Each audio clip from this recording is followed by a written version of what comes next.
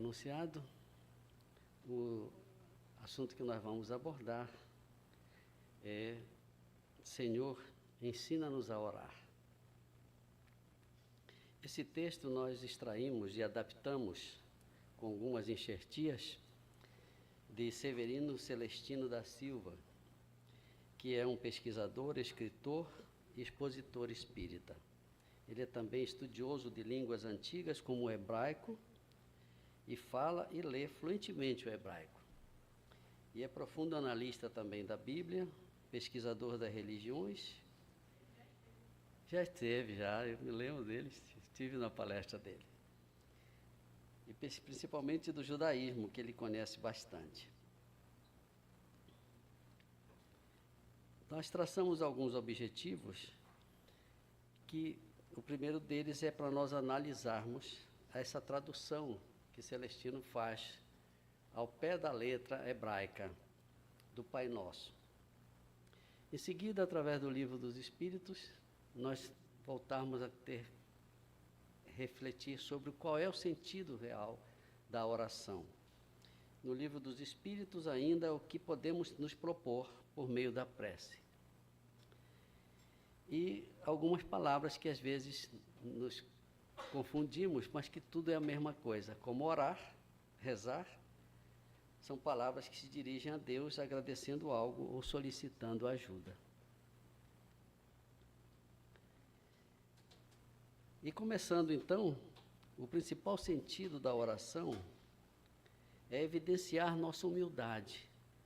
Dessa maneira nós vamos evidenciando a nossa humildade perante o Criador, diante dessa grandeza que é Deus. Então, orando ou rezando são palavras com o mesmo significado quando nos referimos à prática de falar com Deus, porque todos nós podemos falar com Deus, não é? E ainda existe a súplica, o louvor ou gratidão. Praticamente a gratidão seria o sinônimo. Então vamos ao Livro dos Espíritos, onde eles dizem lá: a prece é um ato de adoração. Orar a Deus é pensar nele, é aproximar-se dele, é pôr-se em comunicação com ele. E há três coisas, voltando aqui ao que nós já comentamos, que podemos nos propor segundo o Livro dos Espíritos, que nós já antecipamos, que seria louvar, pedir e agradecer. Como eu disse, o agradecer é quase que um sinônimo de louvar também. No Sermão do Monte, ou da montanha, como alguns dizem, apesar de que é um monte realmente é um monte, não é uma montanha, onde Jesus procurava ficar um pouco mais elevado para que ele pudesse ser visto e ouvido pelaquela multidão que acompanhava ele. Onde ele, nesse sermão, ele, entre outras coisas, como as misericórdias que ele fala,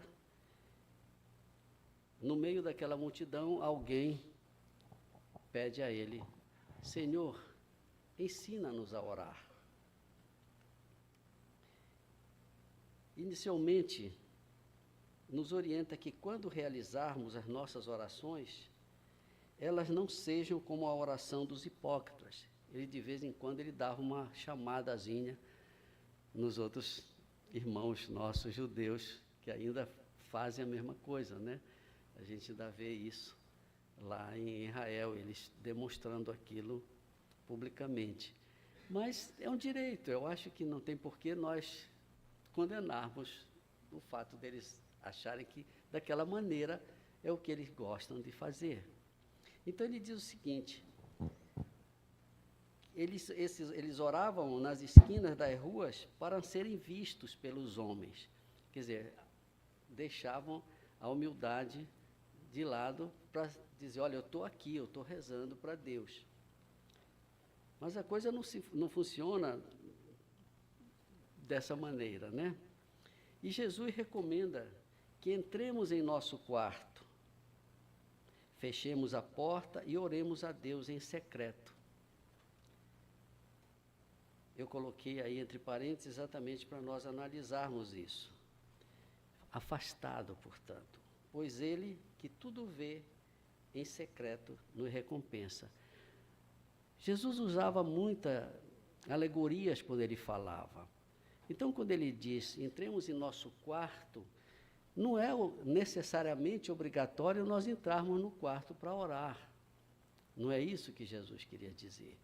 Ele queria dizer que nós podemos orar em lugares em que nós nos sintamos confortáveis, relaxados. Pode ser numa floresta, pode ser numa praia, olhando o oceano, pode ser também, claro, no nosso lar, por que não, quando fazemos o Evangelho e as nossas preces diárias, no nosso centro.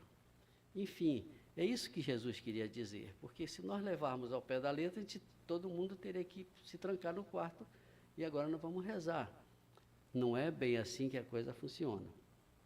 Apenas ele chama a atenção para esse fato de nós estarmos desligados, relaxados, para podermos entrar em contato com ele. Como muitas vezes a gente entra numa igreja, eu gosto de entrar, quando não tem movimento nenhum, nem missa, nem coisa nenhuma, e ali a gente sente um estado de êxtase, uma paz enorme, em todos os lugares que a gente se encontra dessa maneira com Deus. Exato, exato. Porque se alguém se está falando, e às vezes a gente coincide de chegar e está ouvindo algum discurso do sacerdote, às vezes ele vai contra o que do que a gente sabe, e a gente fica agoniado de certas frases que dão, e aquilo tira a concentração. Então não tem como a gente fazer a prece desse jeito, né? E ele recomenda, então, que façamos isso. E ele diz que não é pela repetição das palavras, não é repetindo que nós vamos falar com Deus, nem pelo barulho. Nós gritamos, fazemos aquela ruaça toda para mostrar que nós estamos em sintonia com Deus. Não é por esse caminho, não é? Que seremos escutados. Por quê? Porque Deus conhece o que nos é necessário e o que merecemos. Não adianta a gente fazer aquele alarde toda e Deus está lá. Não, espera aí, tem muita coisa ainda para ser gasto nessa tua encarnação. E aí nós chegamos ao ponto em que nós começamos, que é o Pai Nosso traduzido. Ele foi traduzido, como eu disse, pelo Severino, do texto hebraico, para que nós possamos comparar com o texto grego e o texto do latim. Por que hebraico? Porque as escrituras sagradas dos judeus, todas elas são escritas em hebraico. Mas a língua nativa de Jesus era o aramaico. Ele falava aramaico, mas conhecia também o hebraico, por causa das escrituras. Mas, segundo consta também, ele conhecia grego. E, como tinham contatos com os romanos, que falavam latim, eles também conheciam latim. E o latim, então, depois que o Império Romano aceitou o cristianismo, ele foi difundido e passou a ser a língua oficial. E nós ainda até não faz muito tempo, eu acho que os mais novos não, mas do meu tempo, Marisa sabe, a missa era em latim. A gente achava bonito, né? Achava lindo. Hein? E o padre de costa para nós, e falando, e a gente não entendia coisa nenhuma que estava escrito ali. Né? Exatamente. Então, são circunstâncias da nossa história que a gente vê como as coisas mudam numa época. E nós assistimos isso muitas vezes. O batismo, por exemplo, ele falava o batismo, batizava uma criança em latim. Ia atender uma pessoa moribunda que estava morrendo, ele também fazia em latim. Aí depois, a Igreja Católica mudou isso e hoje se fala a língua do país em que os ritos são celebrados. Dito isso, nós vamos então passar para a íntegra do Pai Nosso traduzido. Na tradução diz: Pai Nosso dos céus, santo é teu nome, venha o teu reino.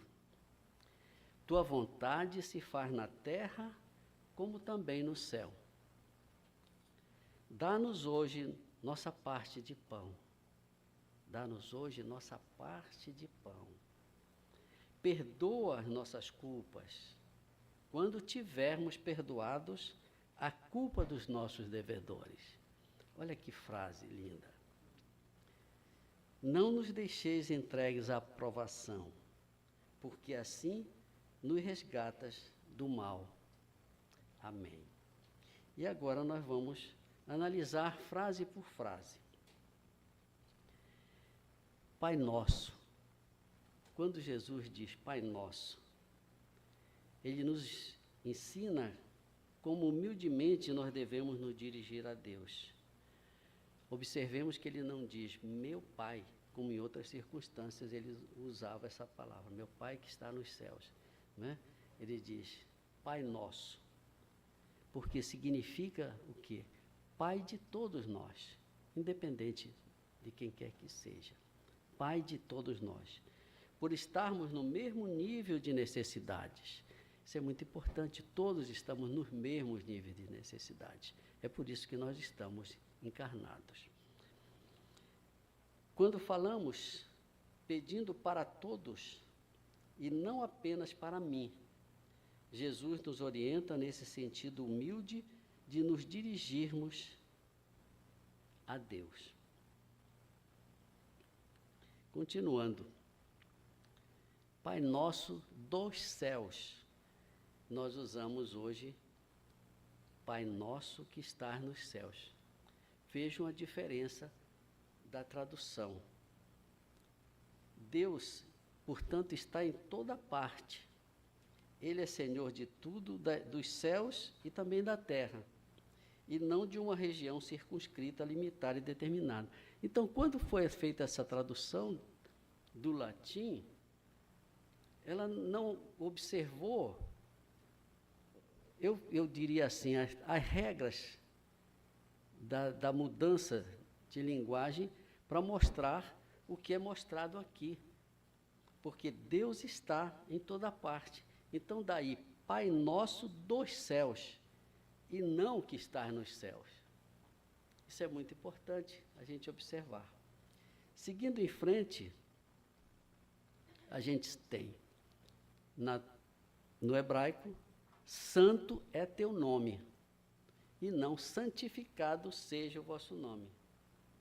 Por quê? Porque Deus já é santo, independente do que desejemos que Ele seja, certo? Portanto, santificar nos transporta para o sentido de que Deus será santo. Santificado seja o teu nome, como nós dizemos hoje. Vejam bem, sentido de que Deus ainda será santo, da tradução em português. Na verdade, santo é teu nome. Vamos para outra frase. Venha o teu reino. E hoje nós dizemos, venha a nós o vosso reino. Portanto, nós estamos dizendo indistintamente para todos os seres do planeta, quando dizemos, venha o teu reino. Aqui, nesta frase, Jesus nos ensina que o reino divino vem indistintamente para os seres vivos como um todo, e não apenas para nós, humanos. Venha o teu reino. independente, todos os seres vivos. Nós que estudamos as bases do Espiritismo sabemos como nós começamos, desde dos reinos mineral, vegetal, etc. Pois bem, venha o teu nome, o teu reino, e não o vosso reino.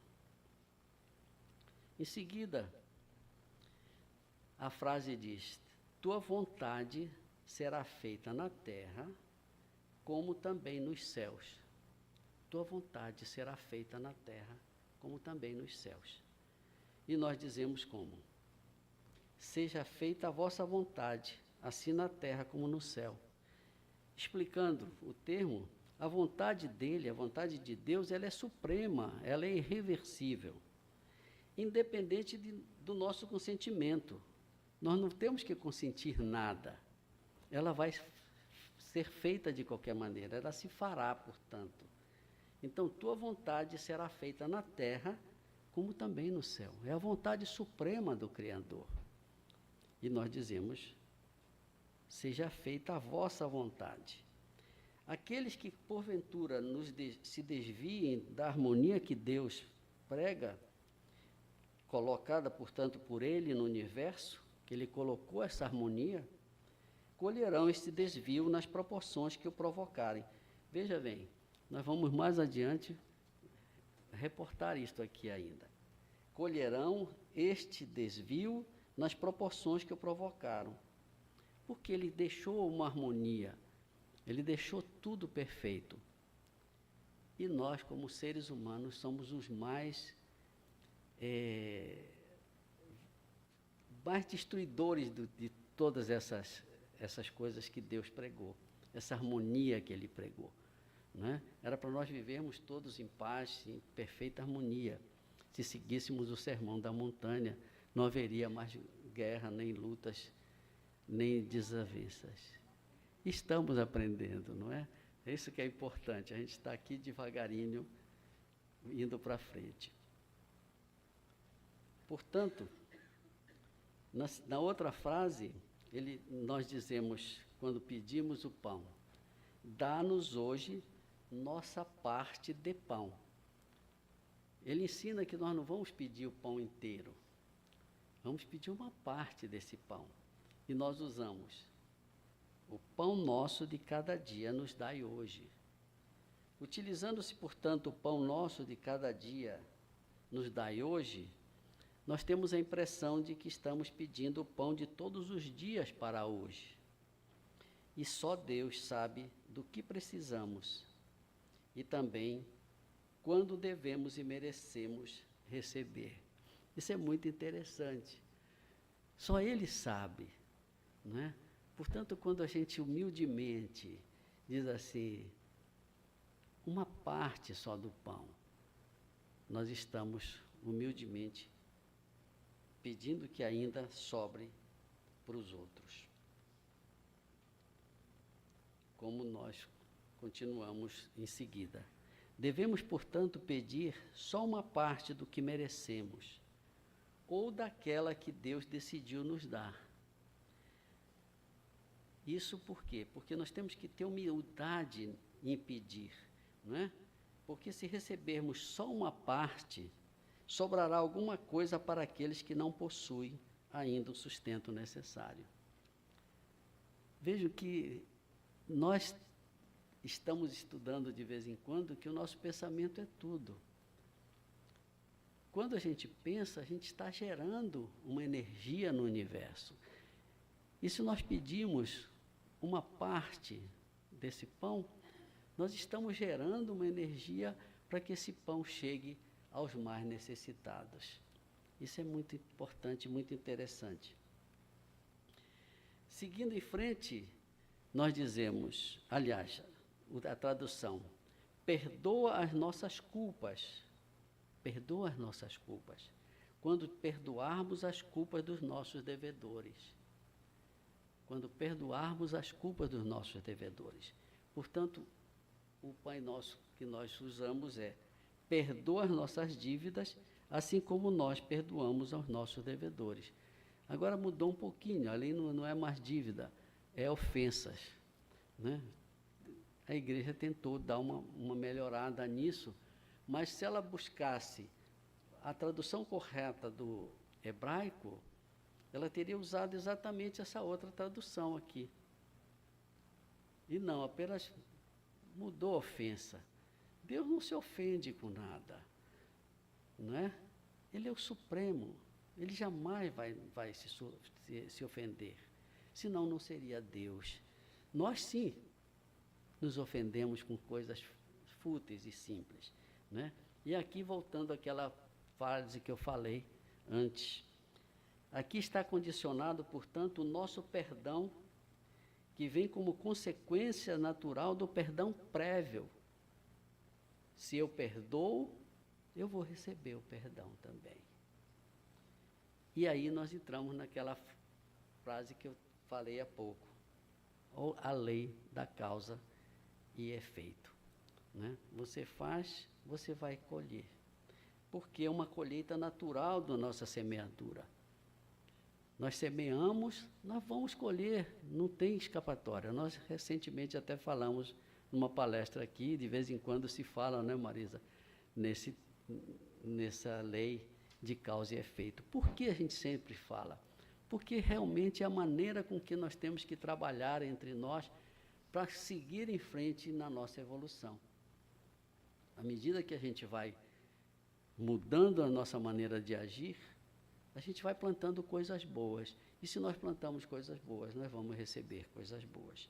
Portanto, Deus não premia e não pune, como nós falamos. Cada um colhe o que plantou. Isso é muito importante nós termos sempre em mente quando quisermos entrar em desespero, quando quisermos agir com violência, quando quisermos usar uma palavra que não deveria ser usada, um gesto que não deveria ser usado, porque tudo é uma plantação, tudo vai retornar. E se nós nos policiamos, nós vamos mudando aos poucos. E continuando, nós temos ainda a certeza que ao atingirmos a perfeição, vejam aqui, todos nós vamos a essa perfeição. Não sabemos quando, quantas encarnações nós vamos ter que ir e voltar, né? Nesse sobe e desce. Mas nós chegaremos lá, nessa plenitude que existe naqueles arcanjos e anjos, etc.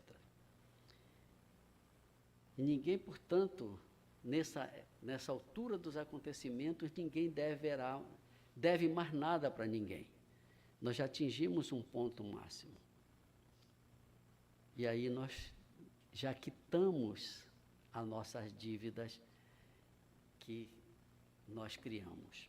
Portanto, todos nesse ponto estarão em plena harmonia pela evolução atingida, e nenhuma dívida a mais nos será cobrada. Jesus, portanto, enfatiza a importância de buscar a reconciliação. Não é só nesse ponto, ele de vez em quando ele fala isso, né?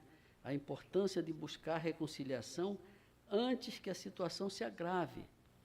Ele é muito claro nesse ponto, quando ele diz: apressa-te em te reconciliar com o teu adversário. Apressa-te em te reconciliar com o teu adversário, enquanto estás no caminho com ele, para que ele não te entregue ao juiz, e o juiz não te entregue ao oficial, e te encerre na prisão. E Jesus continua: e eu verdadeiramente te digo, não subirás dali até que tenhas pago o último prutar. Esse prutar é uma moeda em bronze, segundo Mateus. Quem pesquisar vai encontrar, talvez, imagens disso, que era usado na época de Jesus. É como se fosse um cente, mais ou menos. Claro, não tinha o formato bem feito que hoje existe, porque a fundição naquela altura era mais difícil. Mas para se comprar uma fatia de pão, eram necessários 10 prutás na época de Jesus. Então vejo que havia também muita dificuldade naquela época. Pois bem, quando ele diz, apressa-te em te reconciliar com o teu adversário, nós temos que ter em mente esse fato, porque às vezes a gente discute, tem uma rusgazinha com o nosso pai, com a nossa mãe, com o nosso irmão, com o nosso amigo, e aquilo começa a nos incomodar, começa a gerar um incômodo na nossa mente, e a gente às vezes não tem coragem de buscar a reconciliação. Por que nós não temos? Por causa do nosso egoísmo. Nós colocamos o nosso egoísmo acima de tudo. Ah, não, a primeira coisa que a gente diz, eu não vou me humilhar, não. Se ele quiser que venha falar comigo. Não é? A gente usa muito essa frase. Pois bem, Jesus então fala dessa maneira, né? Ele diz, te entregue ao juiz, e o juiz te entrega ao oficial e te encerre na prisão. Analisando cada uma dessas alegorias que Jesus fala, no livro dos Espíritos, nós podemos interpretar isso como sendo a nossa consciência. Quem é o juiz nosso? É a nossa consciência, né?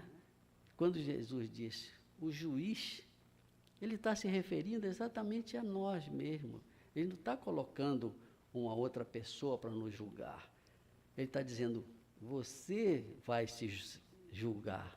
Você é o único responsável pelos seus atos. Então, você tem que repensar o que você fez. Você é o juiz de tudo que você faz ou deixa de fazer.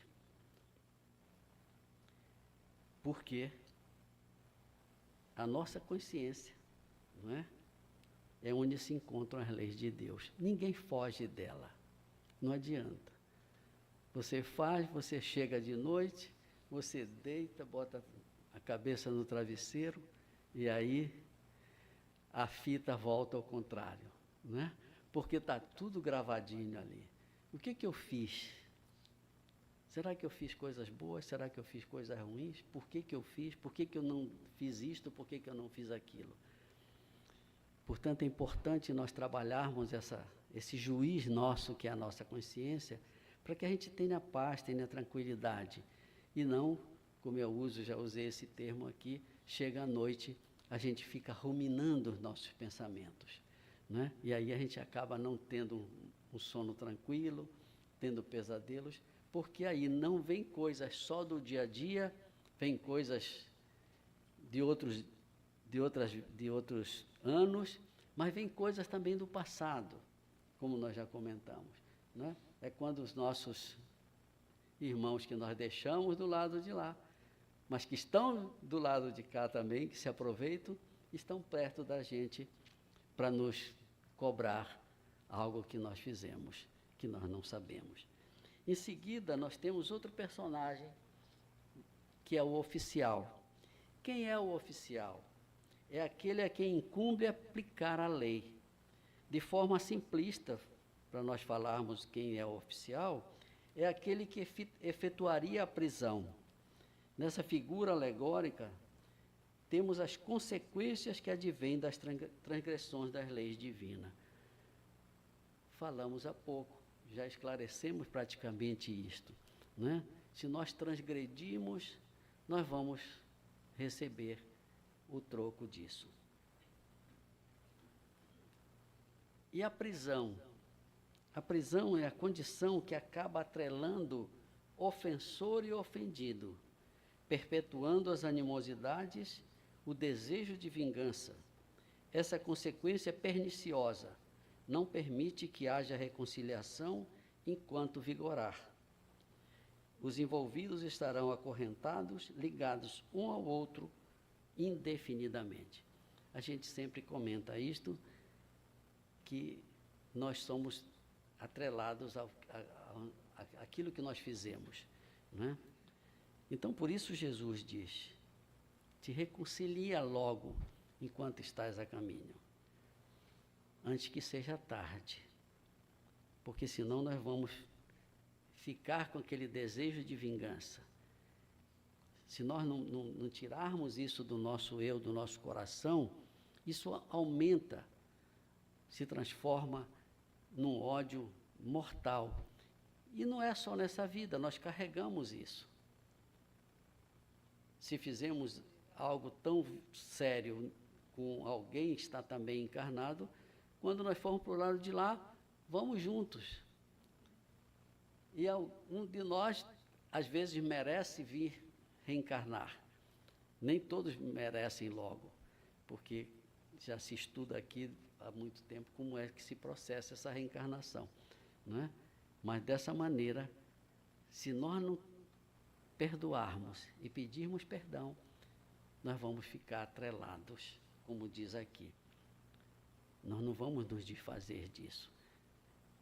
Livros de André Luiz e outros aí mostram bastante essas consequências disso que acontece.